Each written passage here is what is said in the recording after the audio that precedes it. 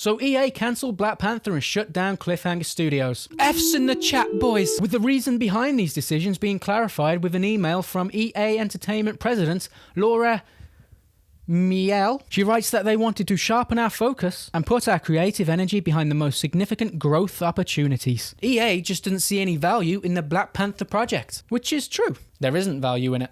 Nope. At least not for a project that is AAA, and judging from AAA budgets in recent history, we can assume that the budget is well over 100 million. Most likely, EA did the rounds for their projects, went to see Black Panther and just thought, nah, this ain't it, bruh. It's just not worth the risk of future investment. Which, when the project was announced, we all could have told them that. So EA made a deal with Marvel to make 3 single-player action-adventure games. Iron Man was the first announced, and we are still yet to see anything, followed by Black Panther. Let's take a look, shall we?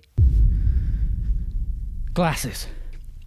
Yep, no, that's right. Nothing came out. We didn't see any of it. Nothing happened, not even a teaser trailer. There is also a third project in the works. We have no idea what that is yet, but it's there. The problem is these are licensed games. EA has to pay massive fees to obtain these licenses, which could be upwards of 100 million. That is, just to get the rights to start making the game. They'd also have to pay royalties on every single sale of the game, which could be 20 to 30%, depending on the deal they made. So, we're already in the realm of bad business decisions here, because your budget is already 100 million for each game before development starts. That's an estimate, but based on how big Marvel has been in the last decade, that's likely. They are banking on the idea that Marvel is doing well enough for them to sell at least 10 million copies before EA even start making money. The problem is, while Marvel is a huge brand, the Marvel Cinematic Universe isn't exactly doing great right now.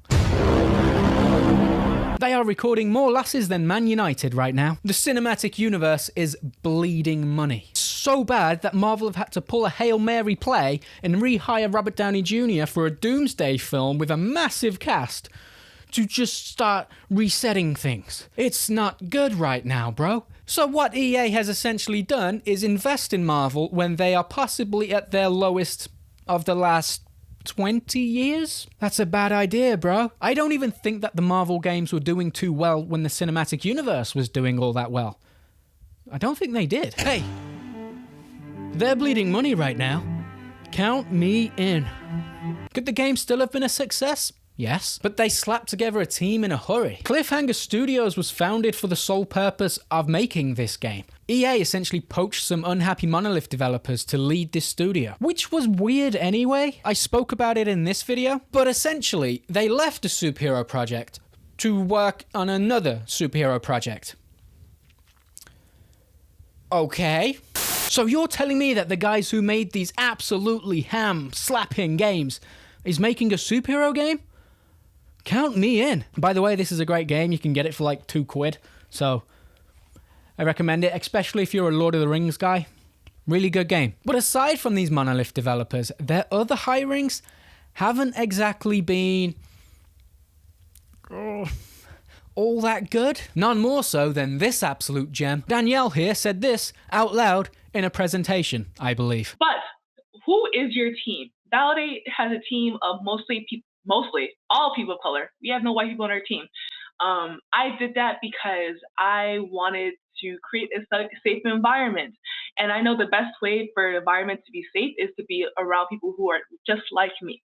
And I'm not saying that white people in the industry are creating unsafe environments. I'm not saying that. That is not what I'm saying. I am saying that sometimes it is hard to work with white people because they think that something made okay, but it was really a microaggression. And no one wants to deal with that while they're trying to make a game that they love. I mean, do I have to say anything? There was some people trying to defend this and say it was out of context, but I don't know any context that makes that sentence any better. She was hired as associate narrative designer on Black Panther. Oh, man. And you know what, boys? She's a former Sweet Baby Inc. employee. Oh, God. But one bad person hired. That's not the whole studio, right? Right? And she did leave this studio back in May 2024. But they still hired her. So who else did they hire? Well, we know another. Former senior writer, as of 2 months ago, Alexa here, is a massive lover of gamers. She replied to Alyssa McConaughey's tweet, "I don't support all gamers. Most of you are bigots." And she couldn't take this. She's a game dev. She needs us. She came running to our defense with this epic clapback. Need this on a t-shirt. They ask you how you are, you just have to say that you're fine when you're not really fine. Lady, do you know how much credit you could have got for calling Alyssa McConaughey a moron right there? You would have been a legend for years. Their stupidity astounds me. Incredible, really. She calls herself an expert writer. Really? Really? Expert? Really? Writing a tweet declaring your hate for the audience you're trying to sell shit to? Expert? Genius move. Honestly, I don't even think she could write down a food order, the dumb bitch. So most likely the staff at Cliffhanger Studios aren't great. Most of them, not all of them. I'm sure there's some great people there. So I would think that EA expected Black Panther to be at a certain level of development by now. And my guess is that Cliffhanger Studios did not deliver, which would leave EA with a decision to make. Put more millions into this project, possibly losing any kind of profit they could have, or shut it down now and save wasting any more money. They chose the cutthroat option, and honestly, it's the best choice. I mean, 2 years in development and not even a teaser for it. I mean, there hasn't even been a single word of it. Like, no one's talking about this game whatsoever. It's not exactly a secret they were trying to hide. So I would assume that it was just way off the usual 4 to 5 year development cycle. It's either that or what EA saw was just absolute trash. It's probably that, isn't it? I mean, yeah. I mean, let's face it, it was probably that. There are quite a few games getting canned now, and we don't see any of it. No trailers, nothing. They just get cancelled. EA will be fine, though. Their stock did drop back in January because FC25 did underperform and Veilguard was, well, Veilguard. But their stock has been rising since, with their sports games picking back up and Split Fiction being a success. With more projects from EA being announced, like Battlefield. Please be better than 2042, man, please. You got the new Star Wars games. Battlefront 3 is also going around the rumor mill right now. Hopefully we get that. Battlefront 2 is great, and for whatever reason, it's picking back up again right now. And the product that it turned into is so much better than what it was on release. If you've never played Battlefront 2, now would probably be the time to try it, because you could get it for cheap and the player base is there. I want to have hope for Battlefront 3. It's just EA, man. I mean, when CEO Andrew Wilson makes comments like Veilguard failed because it wasn't live service, how am I supposed to have hope? He's really a genius, isn't he? His way of thinking makes sense when you look at where he comes from, though. He's the old head of EA Sports, and their games profit massively from live service. FC's Ultimate Team mode turned into their main multiplayer mode. That was like 10 years ago. No, that was more than 10 years. Oh my god. Oh, wow, that's a lot of years. I gotta tell you something, boys. I need to sit down. I gotta tell you something. You know how I said in past videos I've missed out on certain games? Well, it wasn't just Destiny 2 I was addicted to. I was a FIFA player too. I know. Oh, God. I feel dirty just admitting that. It was a rough time, I'm not gonna lie. But I don't play it anymore. For like 5 years, I haven't touched FIFA. So, round of applause, please. I am now sober. That's right. 5 years sober. I'm a massive football fan. I sleep with this. I never miss a match. Yeah. So I am exactly the person EA likes to bend over a barrel and take advantage of. Football is huge in the UK, and at the start of every season everyone gets football fever, and here comes EA with their monopoly on football games with a brand new shiny game with no new features or anything. It's just the transfers are different. That's it. It's just different play.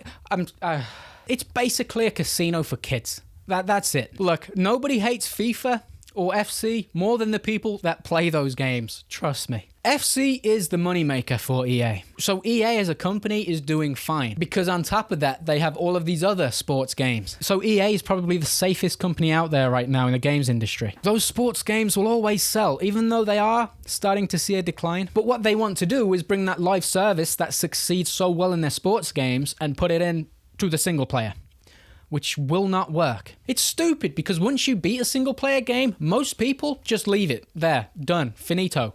What do I need to do? The goal with a single player game should always be to make a great story with gameplay so good it sells millions and millions of copies. But that would require hiring a team that's competent to make that game. It's a risk, and when EA has bankable franchises, a lot of them, they just don't see single-player games as profitable. BioWare got gutted because Veilguard flopped. I'm worried that we're going to get single-player games from EA that are filled with live service models, because they need to make their money back on their Star Wars deals and their Marvel deals. And instead of making a quality game, they'll just put the live service model that has worked so well for them in sports games into their single-player games. It won't work. It will have the opposite effect, and hopefully EA listens to the gaming community. They don't want live service models in single-player games.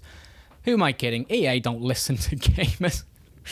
No. EA isn't exactly struggling. They hired 800 more people as of March this year. While they are cutting back on some projects with roughly 300 jobs cuts, last month across Respawn and EA's fan care teams. What? What the hell's a fan care? R.I.P.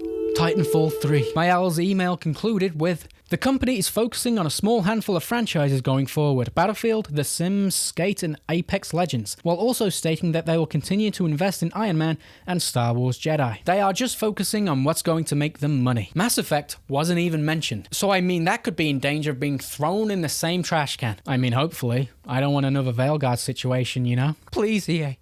Do the right thing. Please. Shut them down. Andrew Wilson did also announce last year that they would be moving away from licensed IPs, which is exactly why they didn't do a new deal with FIFA, and FC is called FC. EA gets to pocket all that casino money, baby. Yeah. Oh, and don't forget EA's embarrassing conference they did last year. Remember the AI?